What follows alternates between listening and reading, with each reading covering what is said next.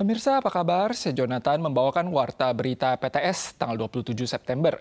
Jumlah PMA di Taiwan mencapai sekitar 800.000 orang. Survei yang dilakukan oleh organisasi Nirlaba menunjukkan bahwa kesadaran mayoritas PMA terhadap konsep pencegahan penipuan dan pengelolaan keuangan masih kurang memadai. Hampir 30% dari mereka telah mengalami penipuan, seperti sindikat penipu yang berpura-pura mengaku sebagai kerabat atau teman yang butuh uang, pengiriman uang transnasional, dan situs belanja palsu. Jumlah uang yang tertipu telah mencapai 1,7 miliar dolar Taiwan. Menanggapi hal ini, pihak LSM bekerja sama dengan bank berharap dapat membangun kesadaran dan kewaspadaan di kalangan PMA untuk menghindari penipuan. Ada hampir 800.000 PMA yang bekerja keras di Taiwan. Namun, karena kurangnya kesadaran penipuan, mereka rentan terjebak dalam perangkap penipuan. LSM 140 melakukan survei dan menemukan hampir 30% PMA di Taiwan pernah menjadi korban penipuan, dengan rata-rata setiap orang mengalami kerugian 7.995 dolar dan kerugian total mencapai 1,7 miliar dolar. Salah satu PMA yang telah bekerja di Taiwan 15 tahun bahkan pernah menerima kipas angin setelah membeli laptop secara daring. Ini beneran nggak sih, kok murah banget? Dia bilang, oh ini beneran nih. Dia kasih testimoni orang yang beli itu banyak banget. Aduh, terus dia bilang kalau nggak cepet ini tinggal barang cuma tinggal 4 atau tinggal 5 gitu kan. Oke lah. Survei menunjukkan jenis penipuan yang paling umum dialami PMA adalah pinjaman dari teman atau keluarga palsu, diikuti transfer uang lintas negara dan situs belanja palsu. Biro Investigasi Kriminal menyatakan mereka menemukan kelompok penipuan membeli rekening bank PMA yang tak lama lagi meninggalkan Taiwan atau menipu mereka untuk menjadi kurir pencairan uang. Banyak perawat migran juga menyaksikan manula yang mereka rawat menjadi korban penipuan. Namun, karena keterbatasan bahasa dan sulitnya mendapatkan informasi, mereka tidak dapat membantu mencegahnya. 移工可以是守护长者被诈骗的一个很好的防护网。我们用 AI 科技的部分来协助辅导，让我们的这个语言可以呈现多国母语的方式，让移工能够来轻易的来加入这个资讯。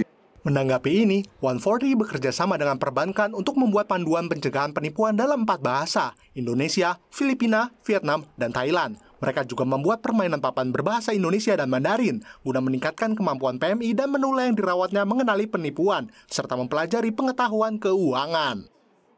Saat ini ada 2 depresi tropis yang sedang berkembang di wilayah barat Samudra Pasifik, yaitu TD21 dan TD22. Salah satunya depresi tropis TD22 berada di atas perairan tenggara Taiwan. Jaraknya cukup dekat dengan Taiwan sehingga berpotensi memengaruhi Taiwan. 而且我们目前的路径预报上来看海警的发布的机会是有的，而且陆警的机会也不排除，它也是有可能直接侵袭台湾的。 Depresi tropis TD22 yang berada di sebelah timur Taiwan diperkirakan akan terbentuk pada akhir pekan dan mulai bergerak ke utara pada hari Minggu. Dampak sirkulasi periferal akan perlahan-lahan muncul dan terdekat dengan Taiwan pada hari Selasa dan Rabu minggu depan, dan bertahap melewati perairan timur Taiwan, membawa curah hujan kentara di seluruh Taiwan. Peringatan laut dan darat juga berpeluang dikeluarkan.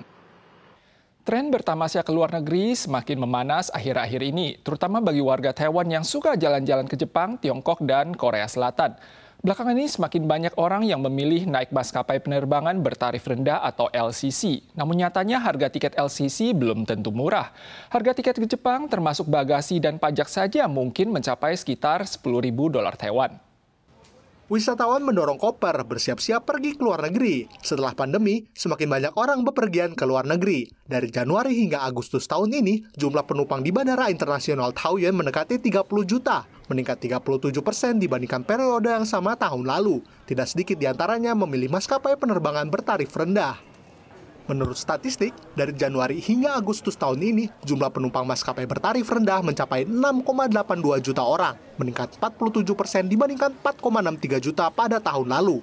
Pelaku usaha perjalanan menganalisis, saat ini membeli tiket maskapai bertarif rendah ke Jepang, termasuk bagasi dan pajak, mungkin akan menghabiskan sekitar 10.000 dolar, belum memperhitungkan promosi atau tambahan kapasitas bagasi. 在廉价航空来讲，它可能所有的服务都是切断的，托运行李要加钱。 然后买水要加钱，毛毯要加钱。 Menurut pelaku usaha perjalanan, tiket yang tidak menyertakan kapasitas bagasi dan layanan makanan di pesawat terlihat lebih murah. Namun, mungkin tidak akan ada kompensasi jika penerbangan tersebut dibatalkan. Selain itu, jika baru menyadari bagasi terlalu berat sebelum naik pesawat dan harus membayar biaya kelebihan, itu juga bisa jadi lebih mahal dibandingkan maskapai biasa. Namun, beberapa penerbangan bertarif rendah juga memiliki keuntungan dalam hal terbang ke kota-kota sekunder. Kebakaran motor listrik terjadi di sebuah rumah warga di distrik Fongsan, Kaohsiung kemarin malam. Untungnya tidak menelan korban jiwa. Namun petugas damkar menemukan bahwa warga tersebut sudah lama mendaur ulang baterai untuk direparasi atau dimodifikasi menjadi baterai motor listrik, memicu 4 kali insiden kebakaran dalam kurun waktu 4 tahun terakhir. Pria tersebut telah diamankan kemarin malam sehubungan dengan kriminalitas yang membahayakan keselamatan umum. Kebakaran terjadi di sebuah rumah. Damkar tiba di lokasi untuk memadamkan api, yang diduga bermula dari baterai motor listrik yang terbakar hingga hangus. Keluarga ini telah mengalami 4 kali kebakaran karena motor listrik sejak 2020. Tetangga mengatakan bahwa penghuni rumah, seorang pria penyewa, sering mengumpulkan baterai dan memperbaiki motor listrik. Mereka juga pernah melihat kebakaran terjadi saat ia melakukan perbaikan. Kali ini, kebakaran diduga terjadi selepas pria itu meninggalkan lokasi setelah mengisi daya baterai. Damkar melakukan inspeksi pada pagi hari, namun tidak ada orang di rumah sehingga mereka tidak bisa masuk. Di luar rumah terdapat banyak kabel, sementara di dalam ada banyak baterai. Polisi telah memanggil penghuni pada tanggal 26, dan kasus ini akan diproses sesuai hukum. 一般的话，我们是原厂出来的话是它会膨胀而已啦。可是，在市面上卖的话，可是都是比较拼装的锂电池，品质会比较差。 Pelaku usaha motor listrik mengingatkan untuk tidak membeli atau menggunakan baterai yang bukan dari pabrik orisinal, karena tanpa pengawasan keamanan, kualitasnya tidak dapat dipastikan dan dapat menimbulkan bahaya. Selain itu, waktu pengisian daya motor listrik tidak boleh terlalu lama, maksimal 7 jam. Pemandangan unik berupa bangau kepala kuning yang bermigrasi dari utara ke selatan untuk menghabiskan musim dingin di desa Taising Chiai dapat disaksikan setiap tahunnya. Warga setempat mengatakan bahwa pemandangan indah ini hanya berlangsung hingga pertengahan Oktober. Ribuan bangau kepala kuning membumbung di angkasa dan menyuguhkan keajaiban ekologi nan unik. Seiring tibanya musim gugur dalam kalender Tionghoa, desa Taising dekat stasiun Luyuan Liao di Chiai menyambut migrasi tahunan bangau kepala kuning. Ini bukan saja lokasi istirahat bagi bangau kepala kuning, namun juga salah satu kawasan penghasil teh terpenting di Alisan. Setiap musim gugur, wisatawan bukan cuma datang ke sini untuk mencicipi teh harum dan masakan lezat, namun juga menyaksikan pemandangan spektakuler bangau kepala kuning, menyajikan kepuasan visual dan cita rasa pada saat yang bersamaan. Pemirsa sekalian, sekian Warta Berita dari PTS. Kita soal lagi di lain kesempatan. Sampai jumpa.